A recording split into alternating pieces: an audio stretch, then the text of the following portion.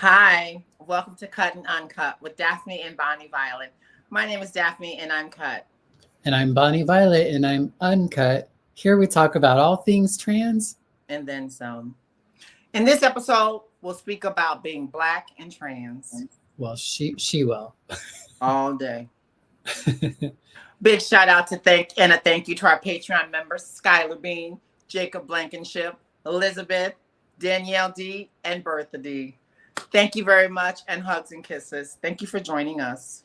Yes, and be sure to watch us on YouTube, listen and rate us on Spotify, join us on Patreon, follow us on TikTok, and get your merch. We I got mine. You got yours, Bonnie. Cheers. Slurp, slurp, slurp. I really don't drink like that. I just thought it would be great for a little ASMR. You saw me drinking from the cut side, Bonnie. I can't drink from the uncut. Just pour. With a hole in the bottom of it. How you doing, Bonnie? You know, I'm doing much better now. Your lighting was phenomenal today. Lies. Lies. You're having a lighting. I'm having a lighting problem today, but no, it's been fun. Today's been a little rough, but all this, like the time that we've had, like getting ready and like behind the scenes stuff, it's been really fun. Thank you. You've lifted my spirits, and I'm ready for this. How about you? I'm here for you. My horoscope told me today to show up and show out. So that's what we're going to do today. We're going to show up, Bonnie, and we're going to show out. All right. And you are a Virgo, right? Yes, I'm a Virgo. Yeah, I listen. I pay attention. I know. I just found out today that you're a Pisces, Aquarius.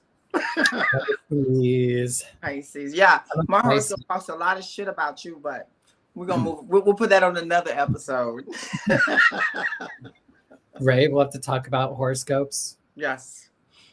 So, welcome to Black History Month, everybody. So we're glad to be here. Old, black, and proud, but I'm proud to be here. It's taken me a long journey to get here, right, Bonnie? Right, and I'm here in solidarity. Well, I'm glad you're here for me in solidarity. You know, back in the days, this probably wouldn't have happened, sister. I'd have probably been washing your clothes and rolling your hair. I don't know. I don't like the sound of that, but it is part of our history, I guess. Yes, it is a part of our history. So today I would like to just go through how I experienced being black and trans in the Black African American culture, or the Black American culture, however we want to speak on that. So, as you know, I grew up here on the west side of Chicago. To a young mother and a father who was always in jail. So my circumstances weren't very good. I had a lot of drunks and alcoholics, or they're probably the same drunks and alcoholics, but drug addicts in my family. You know, my mom's brothers and sisters, my grandparents, that's what the culture was for me back in the 70s or 70s. 70s? So, I've always been an effeminate child. So I think I've talked about it before in some of my, in our dialogue, Bonnie, where we talk about me growing up effeminate and wanting to be Jeannie when I was little. Well, that was frowned upon in my family. And when I talk about this stuff today, I don't want it to be for everyone in the African American culture, just my experience. So I definitely want to put that as a non-transparent thing. So, but for me, I learned at a very young age that it was not cool to be effeminate. It was not cool to switch. It was not cool to play with dolls. And it was not cool to want to act like a girl. And when you say switch, what is that? Walk effeminately, which is switch. Yeah. Switch. I knew. I just thought maybe Mama gave you. You translating for those No, a little light in the loafers. Is that what they call it? Light in the loafers. Is that what they call it? Light in the loafers? Yes. And I actually seen some people that are light in the loafers. They kind of walk in their tippy toes. Does that mean that they're light in the loafers? I guess so. They're light somewhere. Also, Bonnie, I just want to put that out there. Switch can mean two things. Switch is this way, and switch is the stick off a tree where you get beat for switching. Oh. Double switch, huh? Yes, you get a double switch. So it was just frowned upon to be that way.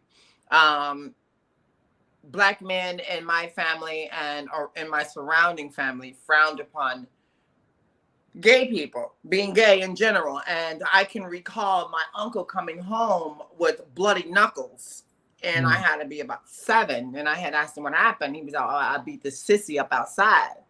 So, that was kind of a thing to kind of put in the back of my head. Well, sissies get beat up. Yeah. So growing up, I'm still bullied in high school and stuff. Didn't have a lot of Black male friends because I was beat up. I had gotten my arm broken. I've gotten beat up by girls. I was fighting for my life in grammar school. And this was in the Black, my little Black culture history, with going to grammar school and all Black grammar school. I had to fight a lot.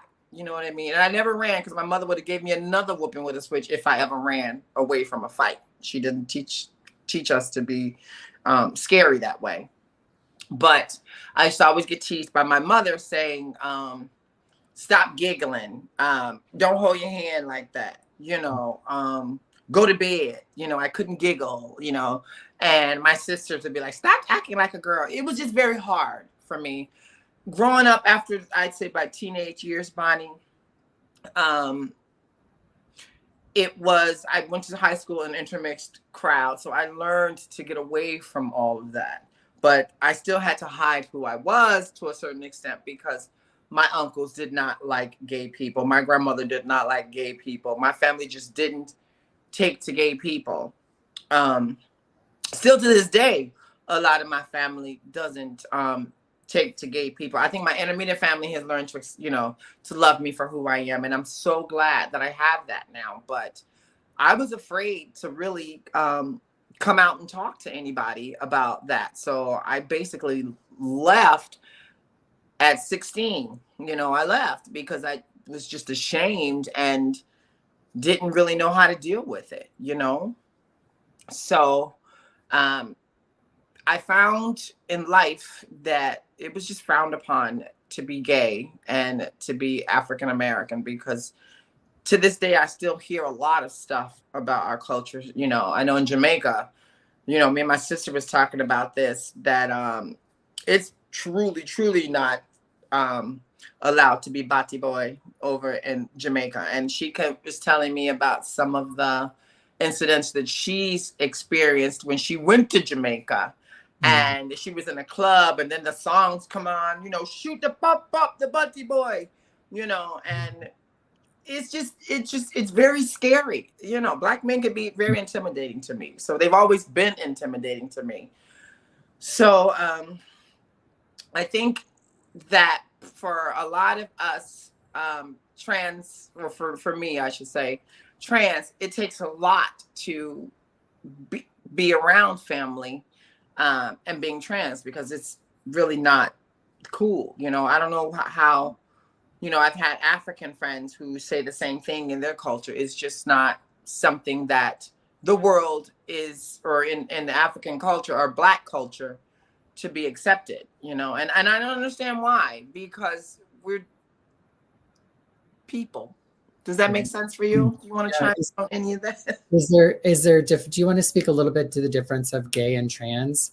And is it kind of merged, like in growing up, or because I know you've never identified as gay, you identified as trans, right? From the get. And so, but however, there's still kind of this gay, you can get labeled gay, I guess. And so maybe talking a little bit about, in the Black culture, that's all it is. It's one thing. It's one. They ain't dissected nothing. If you're not born with what you're born with, or you like somebody of the same sex, it's just gay. And there is no what is the words? There is no mixing between the two. There is no culture difference. What am I looking for, Bonnie? There is no he no trans or bisexual. Yeah, It's there's not all, a sexual orientation and gender identity. It's yes, all the same. Yeah. it's all the same. So Yeah. and I have friends in the Black culture that now come to me with asking me things about, well, why is it this way, and why do gay people behave this way? And I think the biggest part of it is because we don't have enough, or from what I'm hearing, from what I've heard, is that Black men, um, we don't have enough Black men in the world. I'm thinking, I'm trying to put that right. We don't have enough of Black men to be father figures as it is, much less be identified as queer. Because I queer think I people said don't that have right. kids. Then that the white society has cultured the Black male to want to wear dresses, to be effeminate, to wear skirts and things like that. That is what I have heard, that, the white man has taken the masculinity out of the African American culture. I'm just going to say that because that's what I'm comfortable with. The Black culture. So I've heard a lot of that coming up, and I know from my sister, she speaks very strongly of that. I love my sister, you know what I mean, and she loves me for who I am, but she strongly feels that is a lot of what happened to gay men in our culture. Is that it was learned behavior. And then I've been molested as well, as a child too. So, and then there's the down low culture. And that I have friends that are Black men that sleep with trans girls, but will not identify as either bisexual, gay, or any of the other. I mean, have you heard of that? Oh yeah, down Is that low. not Yeah. just in the Black culture? Is that? I mean, it's not. I mean, it's not in the, like, I think there's a similar. I think for me, it's like, I don't want to take away from, like, because I think there's a unique experience that you have. But I think, but I hear some similarities in the sense of, like, like, I grew up to my dad always talking about how he beat up fairies. And so, like, I kind of understand that idea and getting censored, not to equate it, but then also, like, I don't think it's like widely accepted to be gay or queer or trans even, you know what I mean? Like, within some parts of society, I guess, you know what I mean? And so, like, I understand in general, there's more of a openness, or there's probably more white people who are living queer or whatever. And so there's like more representation, you know what I mean? Like that sort of thing. So it feels a little like there's at least some places where it might feel a little bit more isolating for, folks who are non-white, and really, I think finding community, no? Yeah. And another part of it is the church. You flat out cannot go to church and say you gay, because it is highly frowned upon in a Baptist church to identify as gay, and it's talked about a lot, and it's just scandalized. So it's difficult. Even though Been there's a difficult. lot of gays in the church, right? They just don't talk about it. Oh, child, they've been saved, so it don't. It don't matter. Child, they've been saved. So yeah. and then, but then that gets into I'm not. You know what? I hate to try to put people in a class. You know what I mean? But I know some sisters that's in the church that's married to some sisters that have children, but yet they go to church on Sunday and then they tipping in them streets on Saturday night. So, and you hear the stories about them. There's some celebrities that are in the limelight about being in this culture. And let me tell you, honey, they will be canceled immediately had some hardcore evidence comes out. If that makes sense. Yeah. It does make sense. And how has it been, like, I guess, and to take it a little further, how has it been, I guess, to be Black within the trans community? Maybe, I don't know, like, because you have like, you're holding like two different intersections that that can, you know, that creates marginalization. And so that I'm sure is like, Funny. right. Well, just in the sense of like, you're like a Black person with trans people, and then with Black folks, you're the trans person, in the ways of like trying to, in the ways that we separate each other. Mm-hmm. And so like, I guess, how do you, I don't know, I guess that's a lot of what this is about, is you kind of speaking about that a little bit, right? Yeah. Predominantly in the trans culture, my sisters are fierce, you know, and I can honestly be very proud of my trans sisters in the community, because them sisters are strong. You know, they may say, you know, oh, you queer, but baby, we still have that man in us. You know what I'm saying? We still have to have that, because we had to fight all our lives. Like Oprah would say, all my life I had to fight. Yeah, so in actuality, just being able to express that softness and endure that femininity, but yet don't forget that I'm still a Black man in my heart. You know, if that makes sense. Yeah. Does that make sense? I know who I am. Right. And I embrace my femininity. So some people just can't see that. Right, right. Well, you either have to be this or that.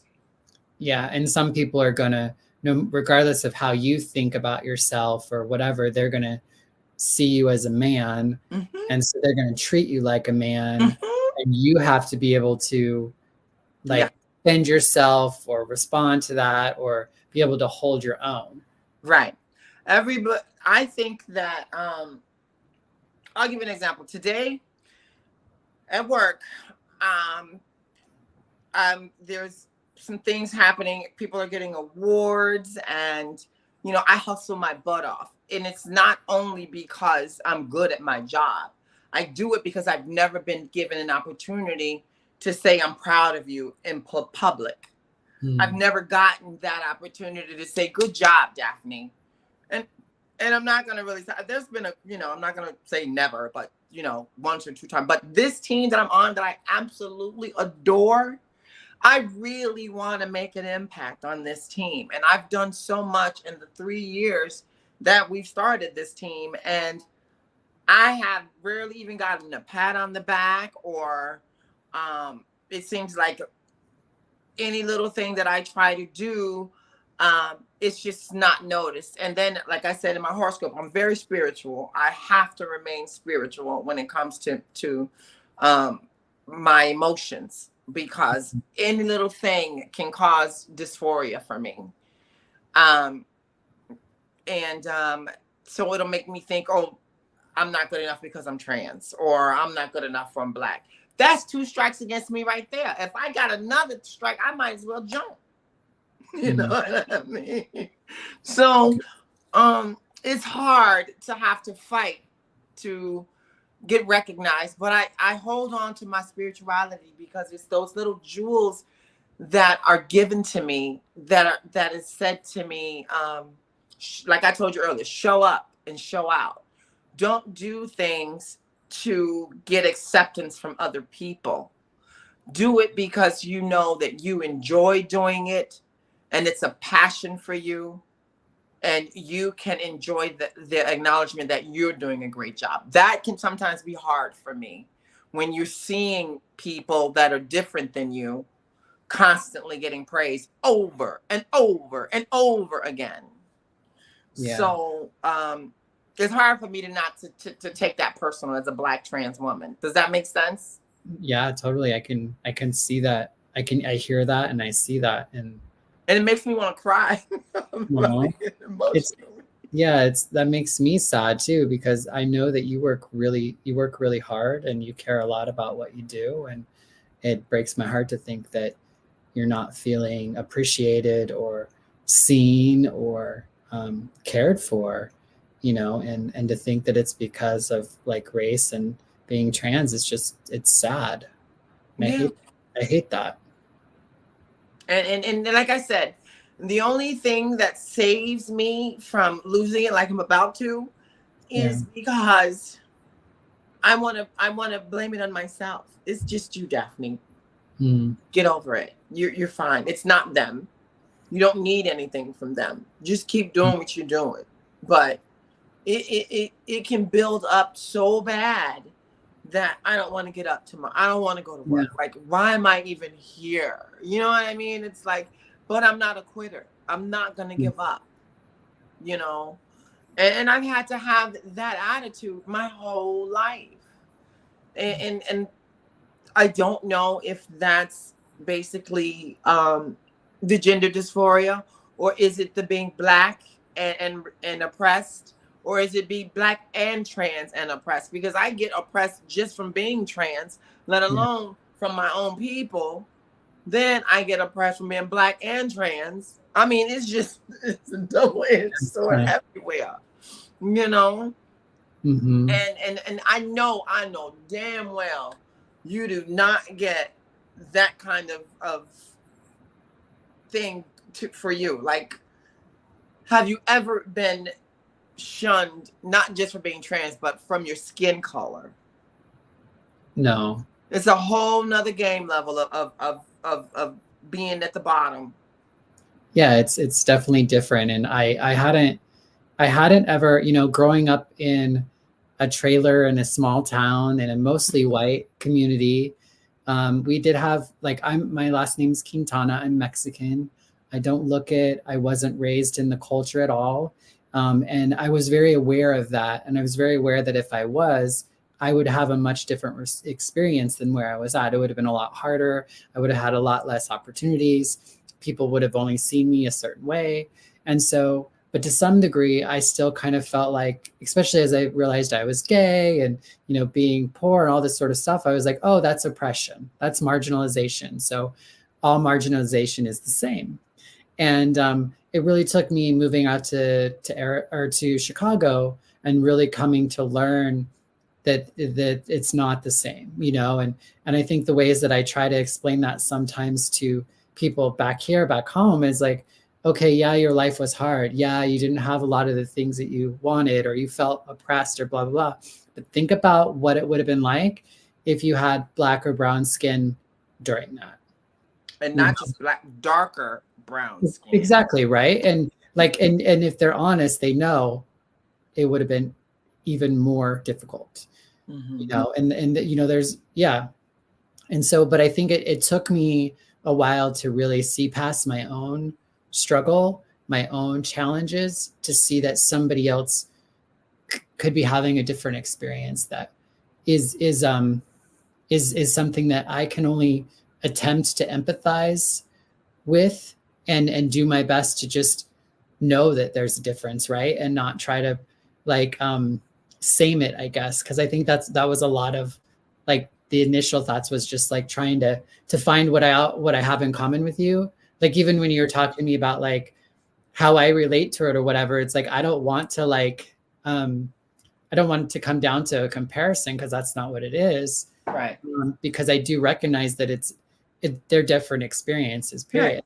You know, and kind of like what you talked about earlier when we started, you said, you know, I just want to say that this is my experience. I don't want to like, you know, this is one narrative. It's not every Black trans woman's narrative or every Black person's narrative or trans person's narrative. You know what I mean? And it's really just our own. And the only ways that we're going to come to broaden our point of view or our perspective or our worldview is to not just have one Black friend or one different friend or whatever, but really it's about, you know, being able to be with a diverse group of people in all aspects of life, whether it's work, whether it's friendships, church, you know, all the things, you know. And I am blessed to have a lot of that as well. So I do have white friends. I do have, you know, Spanish friends. I adore all my friends. And like I said, I don't see color when I enjoy my friends, because they're like my family. They're a part of me. You know, love doesn't see color. Right. It's good to have that. But if I'm in a room of all Black people, somehow I feel this small. and insecure, and because I know from my own experiences somebody's going to come at me disrespectful. Yeah. Somebody's going to make some wisecrack jokes, or I'm going to get so uncomfortable I'm going to leave. And that's a lot of reason why I drank a lot too, was just to feel comfortable in my own skin. Yeah. That's you know, and but that's been the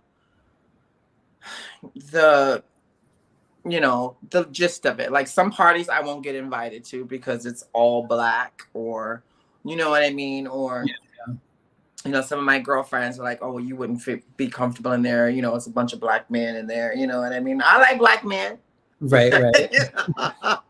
but they may not like me, but I like them. And I don't have a problem with being around somebody if you don't make me feel uncomfortable. You know what I mean? Yeah. So yeah. I don't know what that's like, but it makes me think about like the transness aspect. I feel like, you know, I don't always feel like I'm a part of, you know, I don't feel like I'm a part of the gay community anymore, like because I used to hang out with gay men, and you know, and I don't fit in there anymore, and you've been boxed, sister. I don't fit in with heterosexual people, but then there's not many trans people to hang out with, and so it often feels, or sometimes it's like sometimes I have a hard time being with a group of other trans people in public, because then I feel like it just makes it obvious that we're all trans or that I'm trans. I don't know. It's really weird because it shouldn't be that way, but sometimes I feel like it almost makes me more vulnerable than like kind of being by myself or whatever. I don't know. I don't know where I got off talking about this. No, and I understand that. I completely understand that. You know, when I was transitioning, all of my girlfriends were Black sisters, Black queens transition. Well, they didn't transition, but you know what I mean? We were all, you know, transing together. Right. And they didn't want to have a sex change or anything like that, but they enjoyed dressing up, and we enjoyed each other's companies, and we'd go out down in Minneapolis, you know, the gay 90s. And we just kiki down the streets, and we loved each other's company, but we would not do that during the daytime. You know what I mean? And so the culture was there, and for us, you know, as sisters, you know, I've always felt like we can bond together as sisters. Black trans girls, we bond. You know what I mean? We do. And so that part, I can honestly say I've always had a bond with my Black trans sisters. So that's always been a blessing for me, and Spanish girls, but predominantly I'd say my strongest bonds have been with Black queens. I would say I have a lot of strong connections with Black trans women. I think for whatever reason, like I've had many Black trans women like clock me before I knew, you know, like I remember Mama Carol, she like came up to me once and she's like, girl, you know, like a little bit of moans and, you know, that'll soften you right up. And I was just like, no, I'm good, you know, but like, you know, I know people saw me before I saw me, and they loved me and they reflected it back to me. And they also didn't like push me, or you know what I mean? Like they let me be me, yeah, but that's also how they got me. Oh, girl, you but I felt seen. A little something. Mm-hmm. Yeah, totally. They're like, that's the way it is with a lot of things in life, though. It's like, it seems like you're the last to know, right? But I'm glad I did find out, because I'm so happy in that respect of my life. I'm happy to be trans. I'm so happy to have met you. I'm so happy that I had the surgery. Well, I think one thing that I love about being trans, I guess, in some ways, or like even being queer, is just like I get to live authentic because I have to, you know. I think you know, I think it could be harder to live authentically if I was say just like a cis white straight guy. Like I don't know, you know what I mean? Like what do I have to be authentic about? Or I don't know, that's horrible to say. But I think it would have been really Willis. I know, but it would have been a lot. I think, I don't know. It's interesting because it's not my experience. So I don't really know for sure. And I don't mean to say it to like put anyone down, but I feel like I'm authentic or working on being authentic because I have to. It's like you don't have a choice. And I don't understand how anybody doesn't have a choice to be authentic at some point in time in your life, at least. I also have a gay cousin who just, as I was transitioning, he just adored me. His name's John John. And he just adored me. And he was just follow behind me everywhere I went. Little John John was right behind me. I was like, that little, and that's how that's going to be my little, my little cousin. And so John John grew up to be a Black gay man. Mm-hmm. And I have to say that me and John John, out of generations of our family and culture, we're the only two that I think there's one more, but I don't know if he's like in the life. But we're the only two. And let me tell you, John John is a fighter. He has to cuss. He's got a tongue sharper than a razor blade. But you have to. You have to get thick skin because the world ain't ready for you, or so they're gonna attack you from all sides. Yeah. At least that's the way I felt. You're being attacked from all sides. You gotta fight or flight, Yeah. So I feel like that's almost a survival. It's like a survival, like for a while it was, Bonnie. Yeah. For a while it was survival. And so unfortunately a lot of my sisters didn't survive it because we had to be out in them streets. Yeah. I could not go home dressed in a dress and a skirt. And my aunt had told me, you better not ever come to my house dressed up as no damn woman.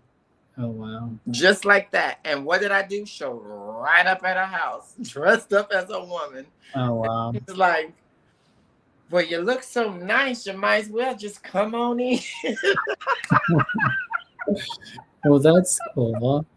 So, and that was an amazing door opener for me. Yeah. Because it was, and I still have family that slowly coming around. Now, I've been this way since I was 16. I started transition, and I think I came home right after my surgery. And some families still don't be like, and then my southern cousins, forget it. Don't even go down to Mississippi. Don't even go to Missouri. Don't even go, St. Louis and all that. I call myself trying to go. I haven't been down to this way with my family for a while. So I'm making my way. I still never told my nephew, by the way. I just don't think that that's a conversation we need to have because he never knew me that way. Do you need to? Yeah, and he loves me. He calls me his titi, and I just adore my nephew. But it reminds me, Bonnie, I went home for a funeral. Was it a funeral? For some reason, I had to go down to Mississippi and St. Louis for, I think it was for someone's funeral. I can't remember. But anyway, in my youth, we used to go back and forth to Mississippi for my great grandmother. We grew up, we were raised in the South. We'd go, and how it went was all the kids go to Mississippi for the summer, and then we come back during school time. So that's how it went. And our parents would have all the time, hoorah, whatever. But we were raised by a great great grandmother, and in Mississippi, where the cotton was being picked, and that far back. And the soybeans had just started to come, and we had to shuck the peas and harvest. And so we were raised by these people. But I had an Annie Pearl, who I just adored as a kid. I had to be 4. And I went to this funeral and saw Annie Pearl. And she looked at me and said, and I'm looking like the 9s, like I want to do because I'm going back. And she looked at me and was like, oh, this the faggot of the family. Oh. Wow. While my nephew was walking in right behind me, who I never spoke to about any of that. Right. I was absolutely mortified. And so, you know what I did? I didn't even go back the rest of the trip. I stayed in the hotel room and relaxed because I didn't have to put up with that. Pay them no mind. That's what. But I definitely made it known, don't disrespect me like that. And so she called me.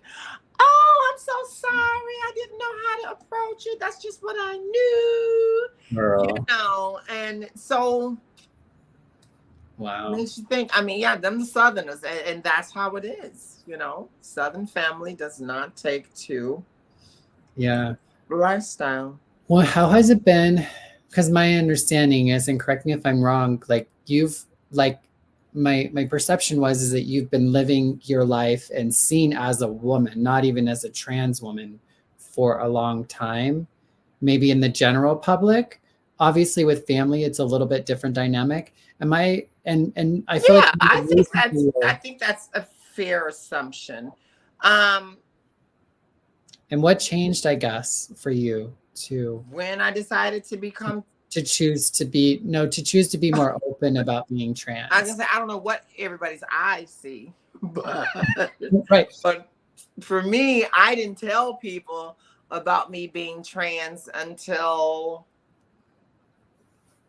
maybe 6 years when I learned recovery and to accept myself. And that's when I decided to stop drinking, and that's when I decided to embrace myself and be comfortable in my own skin truly, and tell my story and be comfortable telling my story. And it's been okay. It's been okay for the last 6 years. I haven't had any true, nobody's come to my face and has, let me have it. But like my aunt told me the other day, you ain't going to Jamaica. Well, it's so wild because I would think most people would look at you and just think you were a cis woman. From your mouth to God's ears.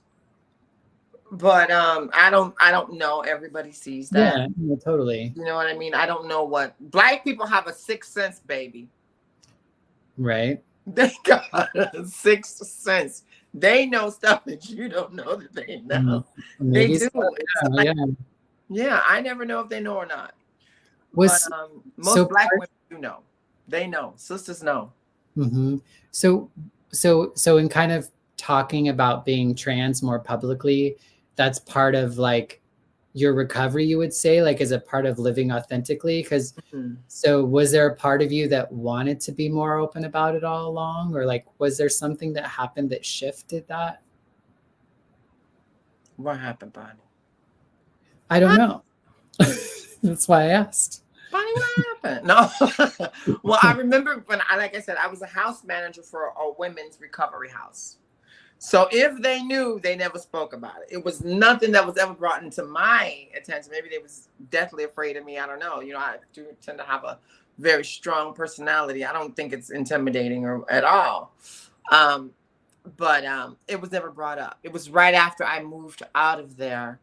I even came out to my job. I came out trans to my job. I don't know what happened. I just figured I don't have to live like that anymore.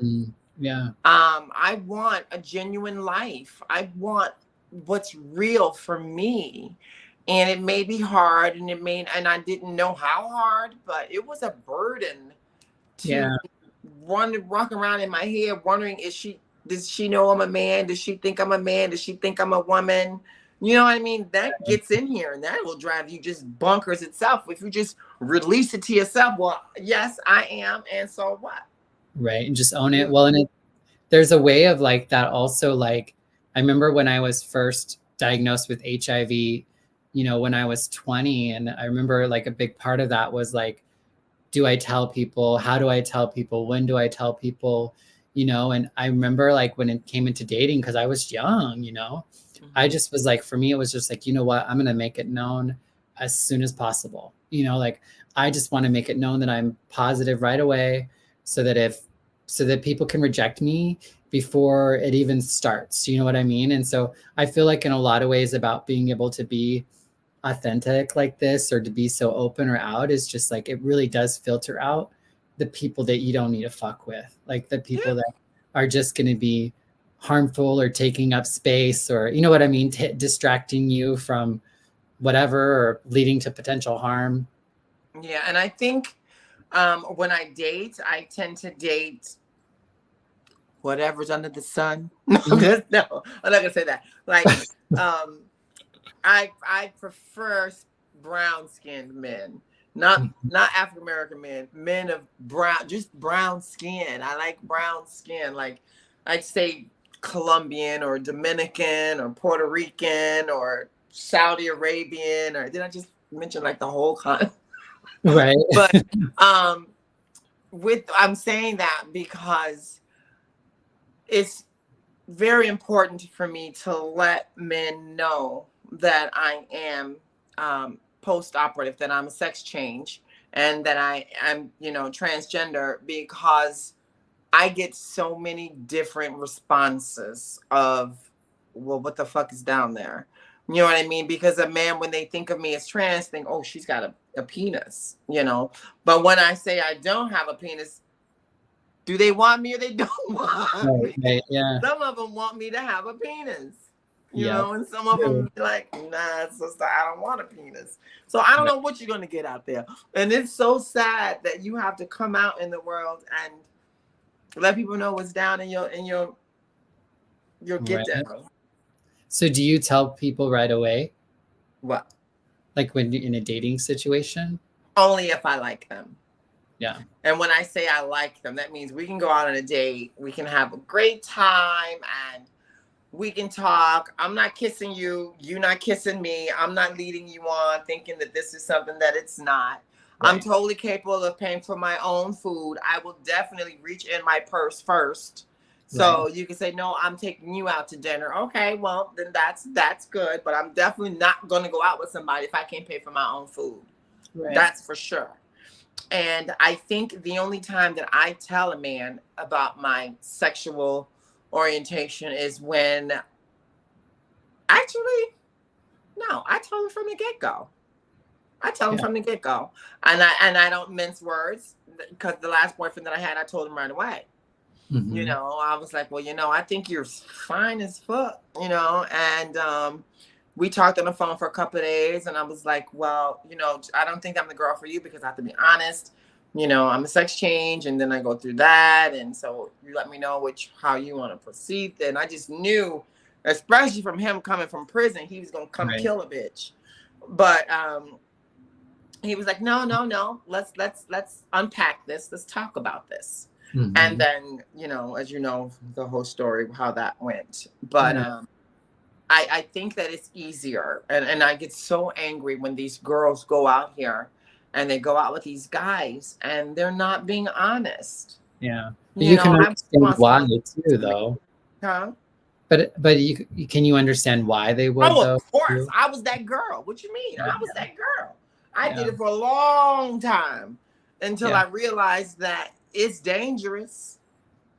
Until I realized that I'm walking in a room with 3 girls who with 3 dudes that don't know that we 3 dudes, and my wig fell off and got stuck on some kind of a freaking some kind of a lampshade or whatever it was, and I locked myself in the bathroom. Oh wow. Yeah. So my friends brought me my wig. I was like, girl, we gotta go. So they kicked us out, but it could have gotten a lot worse. Yeah, totally. So, but I've learned you don't play with people's emotions, Bonnie. Yeah. It's so hard too when you're in those places of being so vulnerable. I know in dealing with HIV and stuff, it was like I was always willing to tell everyone, but I could definitely understand how hard it was to not, and I think I don't, I think part of me not dating right now as a trans person is like, I mean, it's obvious. So it's not something I have to come out about, but I think it's still, pretty girl, you party. Mm-hmm. But still it's like, I don't know, but it's still, like it's still hard. And it's like, especially when you're like, I have pretty low self-esteem when it comes to like my aesthetic and how I look. So like getting any sort of attention sometimes feels good, even though it's not good. You know what I mean? And so I could very much understand at a different time in my life. Mm-hmm. I probably could have been in a lot like I could have put myself in a lot of really compromising situations just because I know that there was plenty of times I dated men, or I went out with men, or I had sex with men just because I felt like they, you know what I mean? Like there were just so many reasons that weren't great. That, you know, like I'm just love that I'm not at that point in my life right now where I can still have like the low self-esteem and like want to feel pretty, but I don't have to like let that determine and cause me to become vulnerable in any certain relationship that I don't want to be in, or that could be dangerous, or, you know, anything like that. You know, at my age, Bonnie, after the last. What is your age? What's my age? I'm not saying it. So after my last relationship, Bonnie, I've learned that it's great. It's nice to be in a relationship, but it doesn't define me. I don't need to be in a relationship when I have such a great relationship with myself. You know, I'm learning I don't have to, you know, wear makeup. I don't have to wear a wig all day. I don't have to dress up or put nail polish, or I can just go outside in my pajamas with my messy fucking nest bun and be okay with me and not really give up if anybody cares. Baxter don't care either. Because my baby Baxter don't care. Period. Right. Well, we're at like 45 minutes. I don't know if we want to start winding down, or I don't remember if we go for an hour or 45 minutes. What do we do? I don't remember. You're the producer. Make it work. I know. I'm just trying to remember if we do 45 minutes or an hour. I mean, or somewhere in between then. So I don't want to rush you though. We could do either. Well, let's keep talking. What more do you have to say, girl? Well, I want to say this to my sisters. I just want to thank everybody for allowing me to speak upon these things for me. Hopefully, we shedded some light on what it's like in for what it was like for me being Black and trans. And I'm very proud to be Black. First of all, I'm very proud of myself. I'm very proud of my culture. I'm very proud of my parents. I'm very proud of everybody that has to walk in Black skin, because it's not easy. But also, I want to give a big shout out to my Black trans sisters, because you know what it's like. We basically kind of probably share the same things, but I just want to invite all of you to reach out to me and Bonnie, join us on these talks, because they are a lot of fun and we enjoy each other's company. And thank you for allowing me the opportunity to just share some of me with you again. It means a lot to me. It really does. Yeah, and thank you, Daphne, for inviting people into you and your experience. I really appreciate getting to sit next to you, so to speak, in this screen, and just get to know more of you, you know. And I just appreciate our friendship so much. Like, I know.